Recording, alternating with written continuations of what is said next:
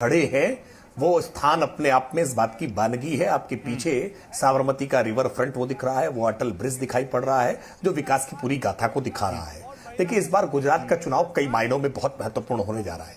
गुजरात के चुनाव में इस बार जो एआईएमआईएम, जिसका फुल फॉर्म भी बड़ा कठिन होता है बताना, एआईएमआईएम जो है और आम आदमी पार्टी, ये दोनों ही पार्टियां मशक्कत कर रही है कि किसी तरह से इकाई के अंक में पहुंच जाएं, किसी तरह से इकाई अंक जो है वो विधायक अपने जिता लाएं।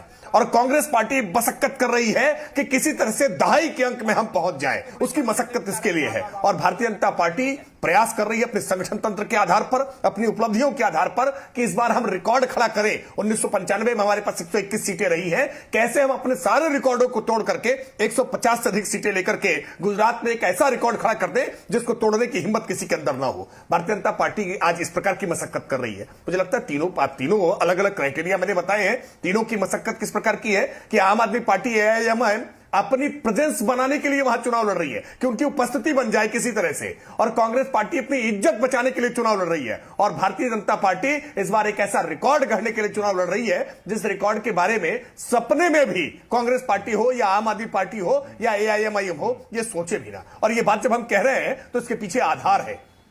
पिछले चुनाव में तमाम तरह के प्रोपेगेंडा लेकर के राजनीतिक दल आए थे, एक एक करके सारे प्रोपेगेंडा पिट गए, भारतीय जनता पार्टी ने बहुमत हासिल कर लिया। इस बार तो प्रोपेगेंडा भी नहीं कर पा रहे हैं। इस बार तो कांग्रेस पार्टी के नेता प्रचार करने के लिए नहीं जा पा रहे हैं। राहुल गांधी जी भारत जोड़ो यात्रा पे पहले से इसीलिए निकल गए कि हम गुजरात के चुनाव में नहीं जाएंगे, उसका ठीकरा मेरे ऊपर ना फोड़ा जाए, इसलिए वो भारत जोड़ो यात्रा, नाले भारत जोड़ो यात्रा या भारत तोड़ो यात्रा, तरह तरह के बयान कांग्रेस पार्टी के जिस तरह के आ रहे हैं वो यात्रा लेकर के चल दिए हैं। कांग्रेस का नेतृत्व इस समय, आप नाम पूछ लेंगे तो अचानक मुश्किल हो जाएगा नाम बताने के लिए। राकेश त्रिपाठी जी, आपने कहा कि पिछली बार कोई नाम नहीं पहचानने वाले हैं। आपने कहा कि पिछली बार तमाम प्रोपेगेंडा लेकर के, आप सुन लीजिए, सुनिए।